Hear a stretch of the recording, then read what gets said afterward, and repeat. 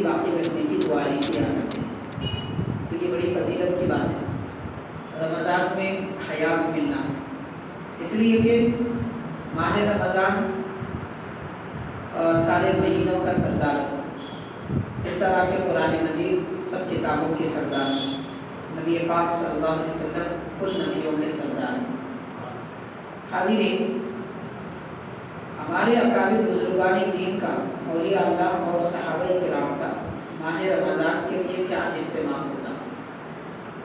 इसके मुताबिक हज़रत सैयदना पीरानी पीर गौसे आलम दस्तगीर रज़ियल्लाहु ताला अन्हु इरशाद फरमाते हैं, शाबान का महीना आते ही सहाबा किराम रमज़ान की तैयारी किया करते और उनका अमल ये होता कि माह रमज़ान के चाँद नज़र आने से पहले मस्जिद में दाखिल हो जाते और ईद का चाँद नज़र आने के बाद मस्जिद से निकलते। यानी वो रमज़ान का सारा महीना मस्जिद में गुजारते हैं। तो गौर कर सकते हैं कि रमज़ान की अहमियत क्या है। अमल करने वाले सहाबा, बयान फरमाने वाले औलिया के सरदार, और जाहिर है कि इससे अच्छा अमल तो कुछ और नहीं हो सकता। इसीलिए तो हज़रत ने ये अमल सहाबा किराम का जिक्र किया।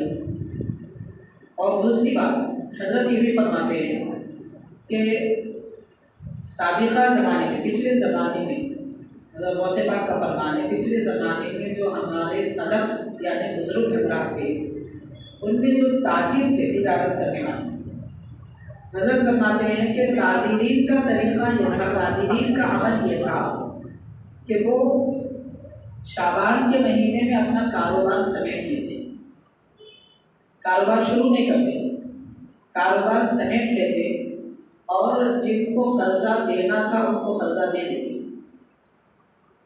यानी किसी को माल बेचे थे, उनसे पैसे लेना था तो वो भी वसूल कर लेते, और किसी से कर्जा लिए थे तो वो कर्जा भी वापस कर देते, ताकि जिनको कर्जा देना है, देने पर वो भी इत्मीनान से मस्जिद में आकर नमाज पढ़ेंगे, इबादत करेंगे, और हम भी अपने घर का इंतज़ाम करके मस्जिद में आकर नमाज पढ़ेंगे, इबादत कर सकेंगे। तो रमज़ान की तैयारी में शाबान से कारोबार को सहाबा किराम समेट लेते थे, फैलाते नहीं थे। यह हमारे बुजुर्गों का तरीक़ा रहा है, क्योंकि आदमी जितना दुनिया में मसरूफ़ रहेगा उतना ही इबादतों से दूर रहेगा। बहरहाल ये माह शाबान में रमज़ान की तैयारी का तरीक़ा काम क्या था। अब हमको ये जानना है हुज़ूर पाक अलैहिस्सलाम का अमल मुबारक माह रमज़ान में सहाबा किराम का क्या अमल मुबारक था। चंद बातें मैं आपको बताऊंगा, फिर आप सवालत के लिए इंशाअल्लाह आपको मौका भी दिया जाएगा। आप हज़रात रमज़ान, रोज़ा, सहर, इफ्तार, इतिकाफ, ज़कात वगैरह के बारे में सवाल कर सकते हैं, क्योंकि इन सब चीज़ों का ताल्लुक़ माह रमज़ान से। हुज़ूर नबी पाक सल्लल्लाहु अलैहि वसल्लम के मुताबिक सही बुखारी शरीफ में आता है, हमारे आका अलैहिस्सलाम माह रमज़ान में बेहद सखावत फरमाते थे। वैसे नबी पाक सल्लल्लाहु अलैहि वसल्लम की सखावत तो इतनी बुलंद, आज दो जहानों को नेमतें मिल रही हैं तो हुजूर के सदक़े में मिल रही हैं। बुखारी की हदीस है, ये कोई बात नहीं है बनावटी किसी ने बयान कर दिया हम सुन लिए, ये तो हदीस है पाक। नबी पाक सल्लल्लाहु अलैहि वसल्लम फरमाते हैं, अल्लाह ताला अता फरमाता है और मैं तक़सीम करता हूँ। मतलब दो जहानों में नेमतों की तक़सीम, चाहे वो अक़ल हो, इल्म हो, समझ बूझ हो, ज़मीन व जायदाद हो, रिज़्क़ हो, जो भी तक़सीम फरमाने वाले नबी करीम सल्लल्लाहु अलैहि वसल्लम है। सही बुखारी की हदीस है। तो हाज़िरीन, सरकार दो आलम सल्लल्लाहु अलैहि वसल्लम की अताएँ और सखावतें तो हर महीने में, लेकिन रमज़ान के महीने में सहाबा किराम फरमाते हैं और बढ़ जाती थी। कैसे? मिसाल दे के फरमाते हैं, जैसे तेज हवा चलती है उससे बढ़ के हुजूर की सखावत चलती थी। हवाओं से ज़्यादा तेज सखावत होती थी। फिर हवा से मिसाल क्यों दे रहे हैं? इसलिए कि हवा चलती है, बादल बरसने लगते हैं। हवा चलती है, बादल एक मकाम से दूसरे मकाम पे आते हैं। हवा चलती है तो माहौल ठंडा हो जाता है, और उस बारिश के बरसने की वजह से ज़मीन में पौधे उगाते हैं, फल फूल लगते हैं, गंदा अनाज निकलता है। तो नबी पाक सल्लल्लाहु अलैहि वसल्लम की सखावतें भी ऐसी है कि सारे जहानों को नेमतें मिलती है। रमज़ान में खासकर हुज़ूर पाक सल्लल्लाहु अलैहि वसल्लम की सखावत बढ़ जाती। इससे हमको सबक ये लेना है कि मान लीजिए हम 11 महीने तक हर महीना किसी के लिए, मान लीजिए कि हम एक 5,000 रुपये खर्च करते हैं किसी गरीब के लिए, किसी की मदद के लिए, मस्जिद के लिए, मदरसे के लिए, अल्लाह की रज़ा के लिए। अगर हम मान लीजिए कि हर महीना 5,000 रुपये खर्च करते हैं, जिंदगी बाकी रखने की दुआएं किया करते हैं, तो ये बड़ी फजीलत की बात है। रमज़ान में हयात मिलना, इसलिए कि माह रमज़ान सारे महीनों का सरदार है। इस तरह के कुरान मजीद सब किताबों के सरदार है। नबी पाक सल्लल्लाहु अलैहि वसल्लम कुल नबियों के सरदार हैं। हाज़िरीन, हमारे अकाबिर बुजुर्गानी दीन का, औलिया अल्लाह और सहाबा किराम का माह रमज़ान के लिए क्या इख्तिमाम होता। इसके मुताबिक हज़रत सैयदना पीराने पीर गौसे आलम दस्तगीर रज़ियल्लाहु ताला अन्हु इरशाद फरमाते हैं, शाबान का महीना आते ही सहाबा किराम रमज़ान की तैयारी किया करते और उनका अमल ये होता कि माह रमज़ान के चाँद नज़र आने से पहले मस्जिद में दाखिल हो जाते और ईद का चाँद नज़र आने के बाद मस्जिद से निकलते। यानी वो रमज़ान का सारा महीना मस्जिद में गुजारते। तो गौर कर सकते हैं कि रमज़ान की अहमियत क्या है। अमल करने वाले सहाबा, बयान फरमाने वाले औलिया के सरदार, और जाहिर है कि इससे अच्छा अमल तो कुछ और नहीं हो सकता। इसीलिए तो हज़रत ने ये अमल सहाबा किराम का जिक्र किया। और दूसरी बात, हज़रत ये भी फरमाते हैं कि साबिक़ा ज़माने में, पिछले ज़माने में, हज़रत गौसे पाक का फरमान है, पिछले ज़माने में जो हमारे सलफ़ यानी बुज़ुर्ग हज़रात थे, उनमें जो ताजिर थे, तिजारत करने वाले, हज़रत फरमाते हैं कि ताजिरीन का तरीक़ा यह था, ताजिरीन का अमल ये था कि वो शाबान के महीने में अपना कारोबार समेट लेते। कारोबार शुरू नहीं करते, कारोबार समेट लेते और जिनको कर्जा देना था उनको कर्जा दे देते। यानी किसी को माल बेचे थे, उनसे पैसे लेना था तो वो भी वसूल कर लेते, और किसी से कर्जा लिए थे तो वो कर्जा भी वापस कर देते, ताकि जिनको कर्जा देना है, देने पर वो भी इत्मीनान से मस्जिद में आकर नमाज पढ़ेंगे, इबादत करेंगे, और हम भी अपने घर का इंतज़ाम करके मस्जिद में आकर नमाज पढ़ेंगे, इबादत कर सकेंगे। तो रमज़ान की तैयारी में शाबान से कारोबार को सहाबा किराम समेट लेते थे, फैलाते नहीं थे। ये हमारे बुजुर्गों का तरीका रहा है, क्योंकि आदमी जितना दुनिया में मसरूफ रहेगा उतना ही इबादतों से दूर रहेगा। बहरहाल, ये माह शाबान में रमज़ान की तैयारी का तरीक़ा-ए-कार क्या था। अब हमको ये जानना है हुज़ूर पाक अलैहिस्सलातु वस्सलाम का अमल मुबारक माह रमज़ान में सहाबा किराम का क्या अमल मुबारक था। चंद बातें मैं आपको बताऊंगा, फिर आप सवालत के लिए इंशाअल्लाह आपको मौका भी दिया जाएगा। आप रमज़ान, रोज़ा, सहर, इफ्तार, इतिकाफ, ज़कात वगैरह के बारे में सवाल कर सकते हैं, क्योंकि इन सब चीज़ों का ताल्लुक माह रमज़ान से।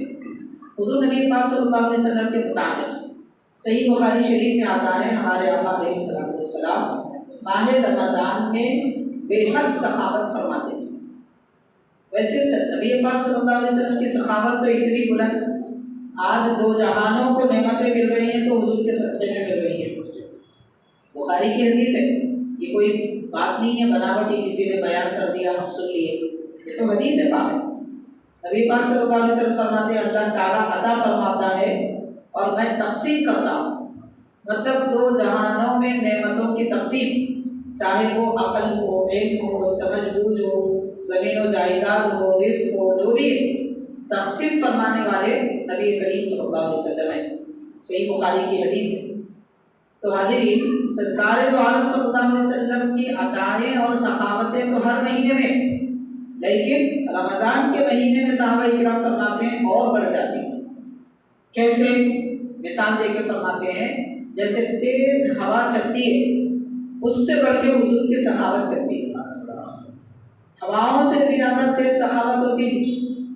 फिर हवा से मिसाल क्यों दे रहे हैं? इसलिए कि हवा चलती है, बादल बरसने लगते हैं। हवा चलती है, बादल एक मकाम से दूसरे मकाम पे आते हैं। हवा चलती है तो माहौल ठंडा हो जाता है, और उस बारिश के बरसने की वजह से जमीन में पौधे उगाते हैं, फल फूल लगते हैं, गंदा अनाज निकलता है। तो नबी पाक सल्लल्लाहु अलैहि वसल्लम की सखावतें भी ऐसी है कि सारे जहानों को नेमतें मिलती है। रमजान में खासकर हुजूर पाक सल्लल्लाहु अलैहि वसल्लम की सखावत बढ़ जाती।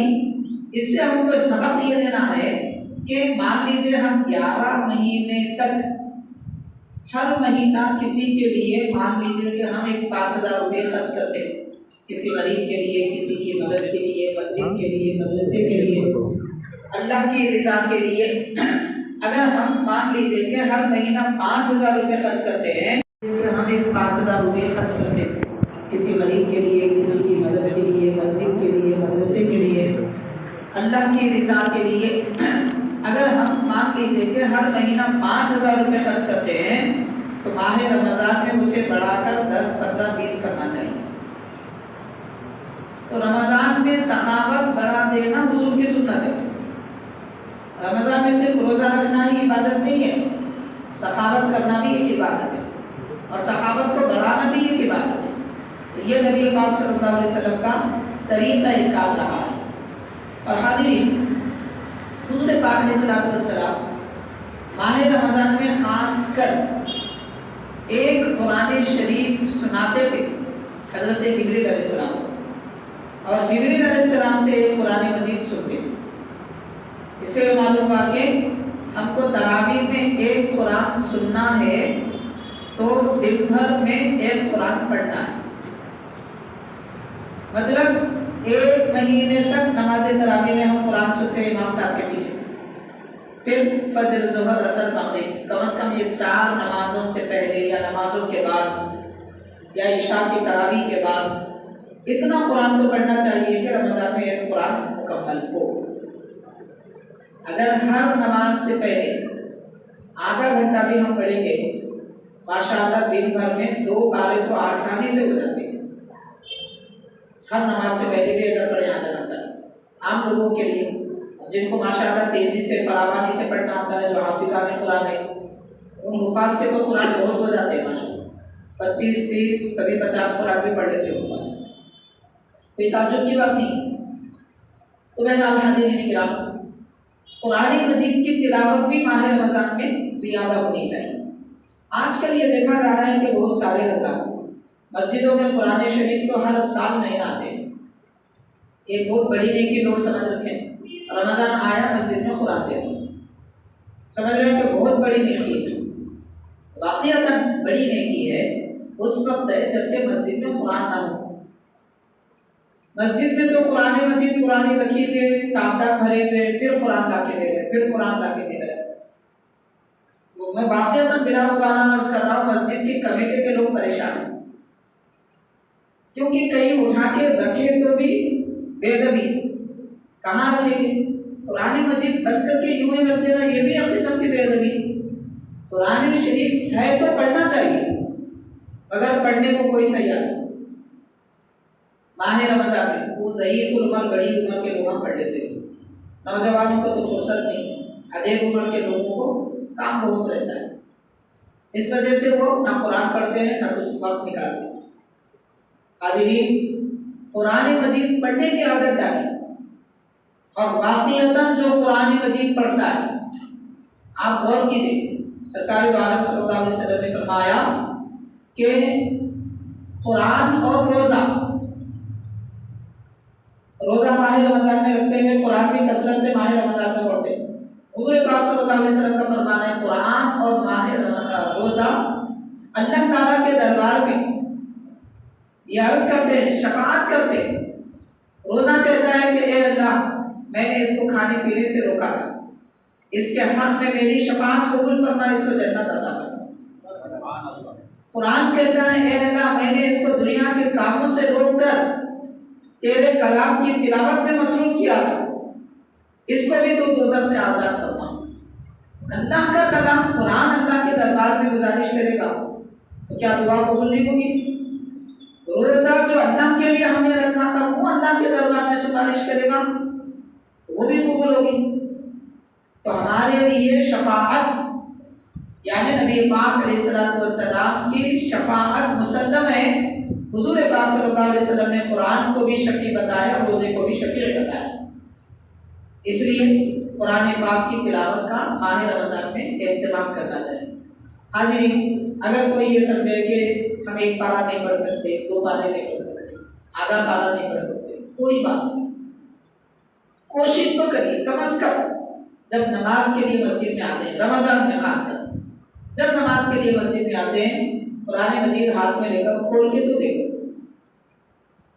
आप एक नमाज में खोल के देखेंगे, दूसरी नमाज में 2 सतर पढ़ेंगे, तीसरी नमाज में 1 रुकू पढ़ेंगे।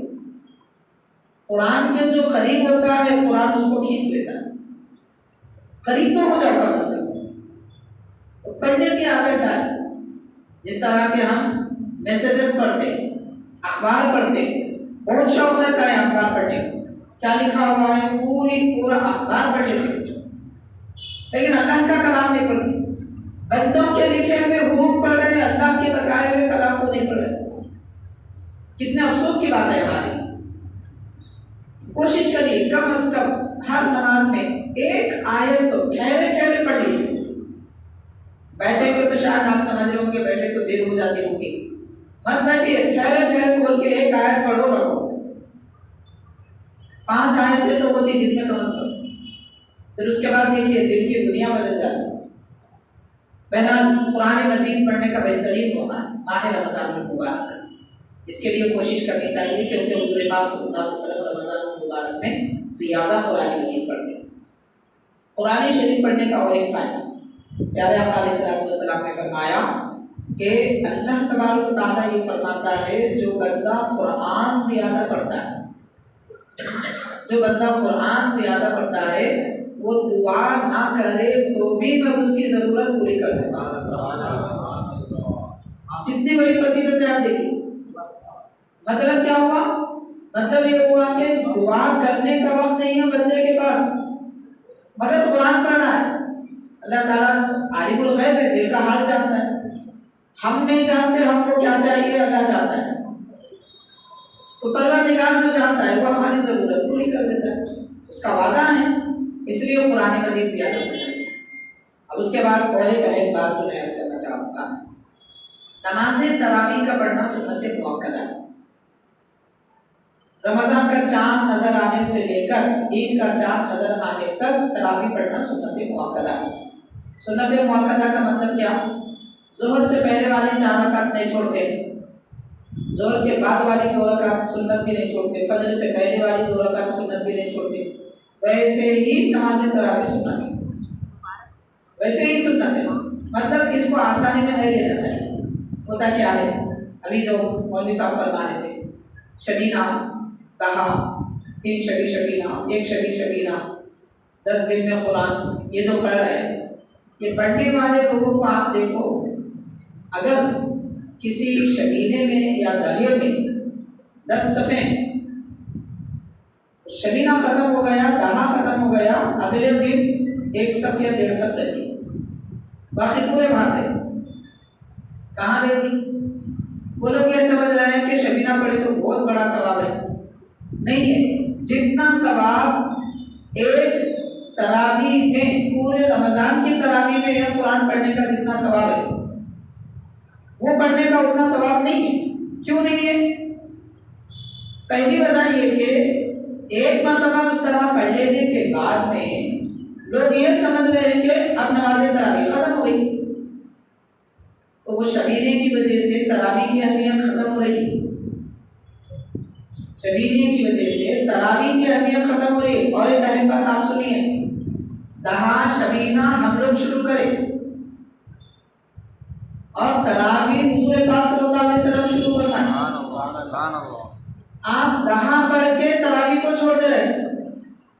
मतलब जो खुद करे वो, जो खुद शुरू करे वो करेंगे और जो नबी शुरू करे वो नहीं करेंगे। मतलब कहाँ जा रहे हैं हम, ये गौर करने की बात है।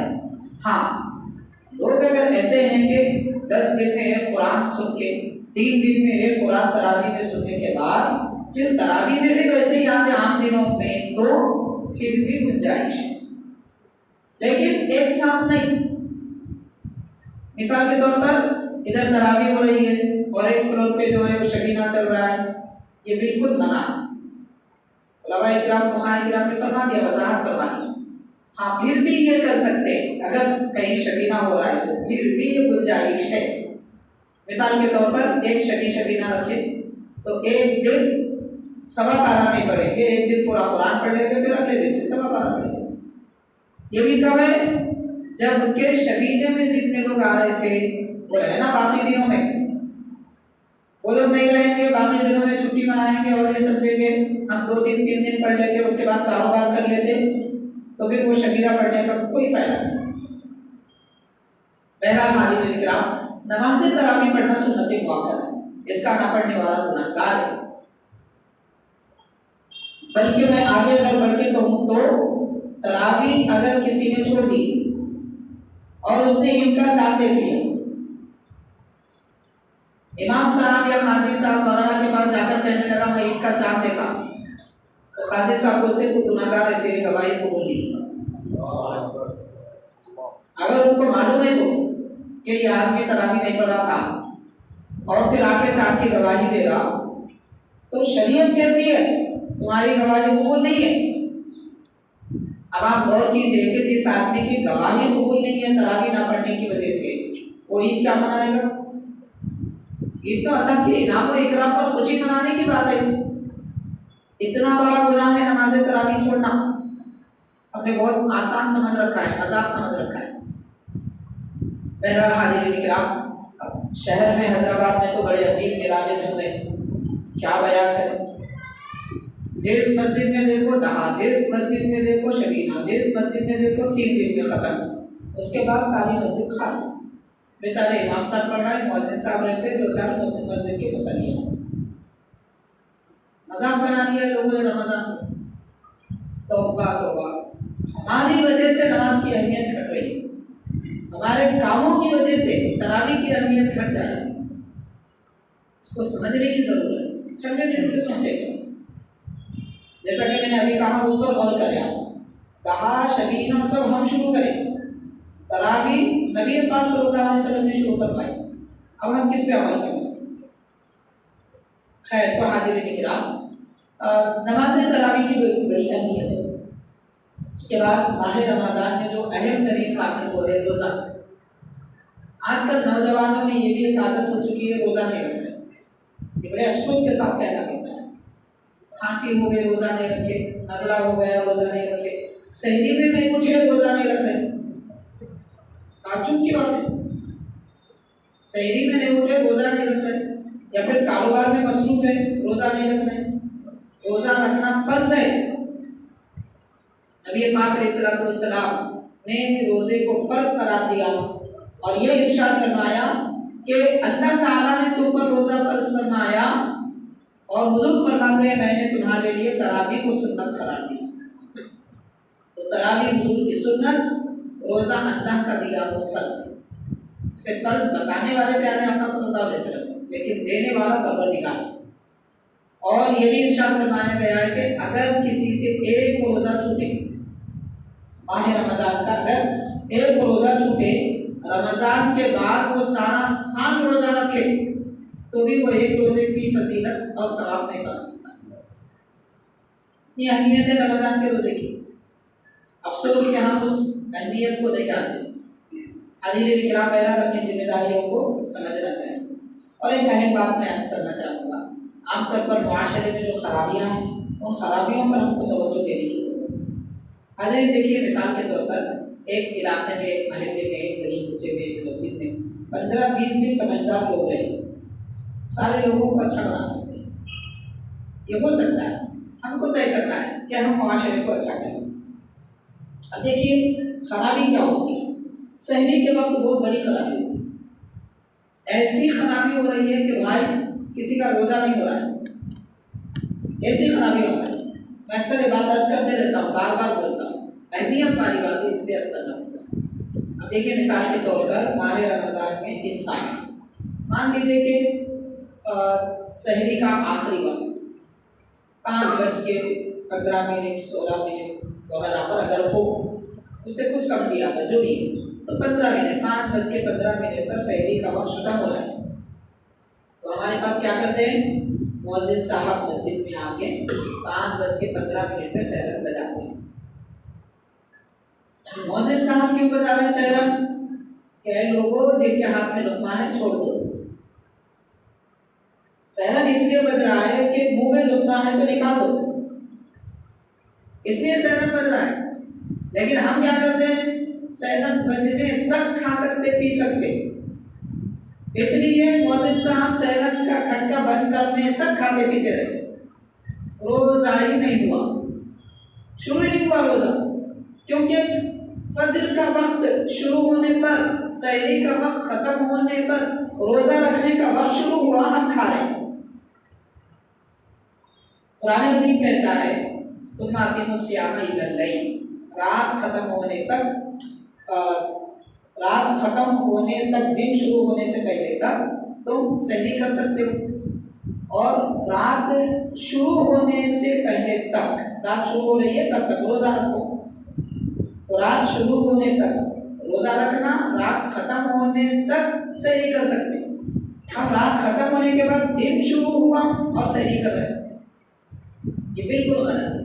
इसलिए अब दो रास्ते, एक रास्ता ये है कि सहरन बजने से 2-5 मिनट पहले हम सहरी खत्म करें, ये बेहतरीन तरीका।